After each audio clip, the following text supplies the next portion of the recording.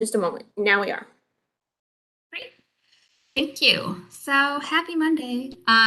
Good afternoon, and thank you all for joining us for our special Monday ACRC meeting.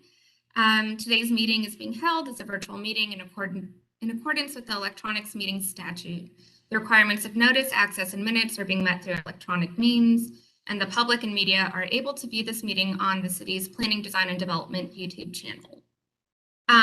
So again, thank you guys so much for joining us on our not a usual Monday meeting afternoon.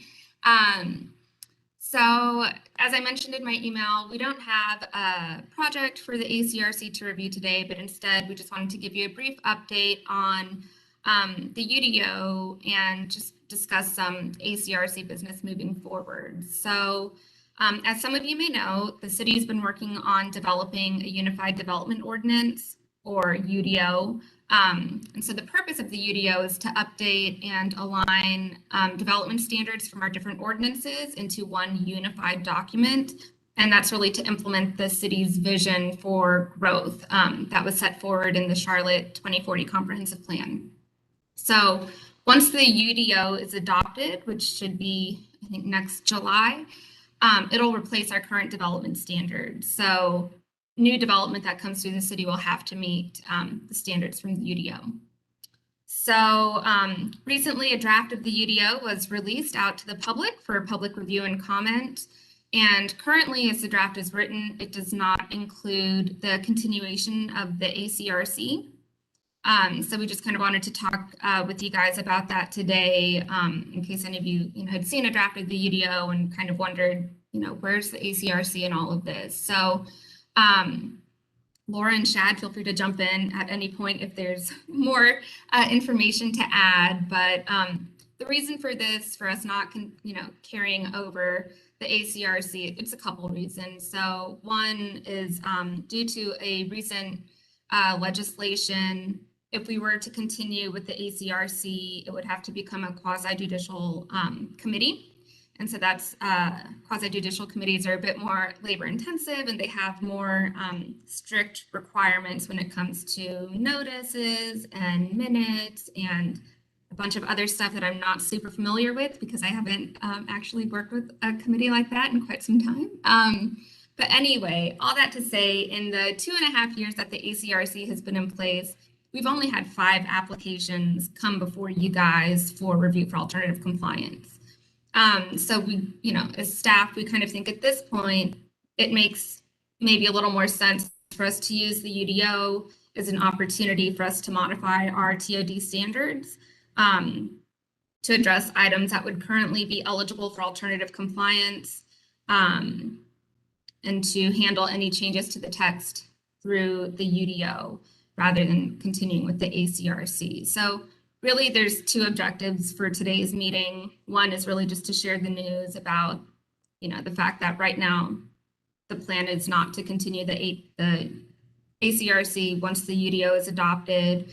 And then the second is actually to give you guys a bit of a homework assignment to help us out with this draft UDO that we do have out. So after our meeting today, I will be emailing you guys a couple links. One is to our ACRC webpage, which is where we currently have all of our agenda packets for all of the projects that you guys have reviewed so far. Another link will be to our current TOD standards. So those are the standards that we use right now when reviewing TOD projects.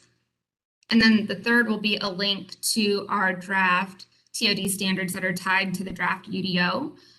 So we are going to be asking you guys to look back through the cases that you've reviewed through the ACRC and to look through our draft standards and let us know if you think that we've made all of the necessary revisions to address the different types of cases that we've reviewed as a committee. So what our goal is to give you guys this assignment today, and then at our regular meeting in December, you guys would come back, and if you have any suggestions for modifications to the text, that would be the opportunity for us to review and discuss the TOD standards as part of the UDO. And then staff will take the information and the suggestions that you guys give to us in December, and we'll share that with the Ordinance Advisory Committee in December as well. I don't know if Laura or Shad, if you guys have anything that you'd like to add or.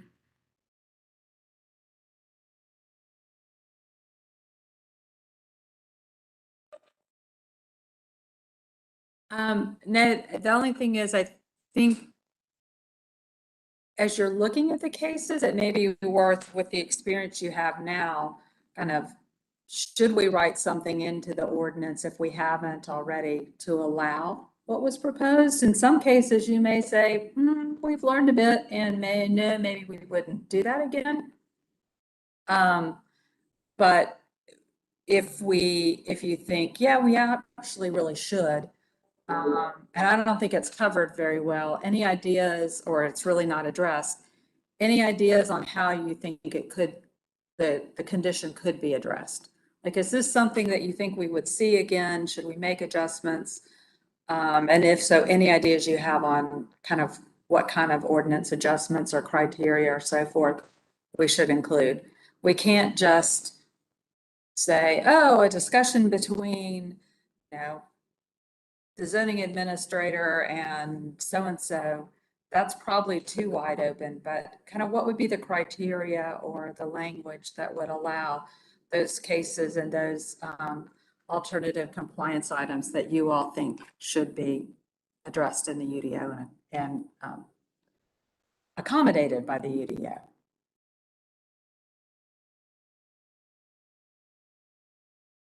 Thank you. So with that, I wanted to open it up to you all to see if you guys have any questions for us right now.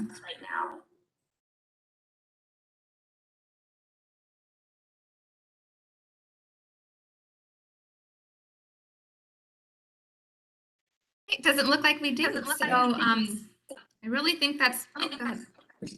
I was just going to ask, what would be the plan for anything that does arise? Like Laura, I know we on the OAC, we haven't really talked about it, but would it go through a different process, like the UDO Board of Adjustment, those types of things that would be non-compliance, or for any of the other overlays or something else that would have a conflict as well? Would it just kind of be simplified into one process?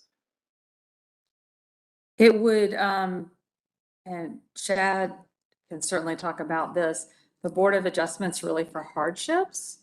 So unless there was a true hardship, it wouldn't necessarily be eligible to go to the Board of Adjustment. The alternative is well, two alternatives. One is to meet the standards of the ordinance, or, and this is in the short term for a development project, or to go through a TOD-EX.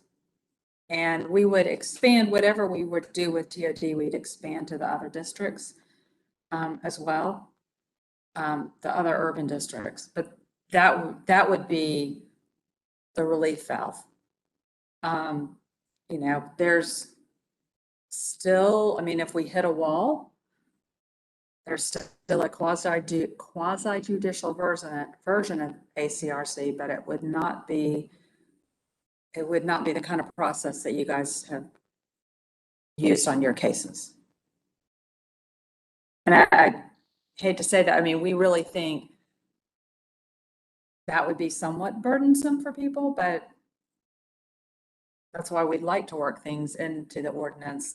I think the other thing is, over the long term, I mean, someone could do a text amendment. Or, if there are things that we're starting to see, we'll certainly be updating the text of the UDO probably pretty frequently. So we learn more, just like we did with TOD. Gotcha. Thank you.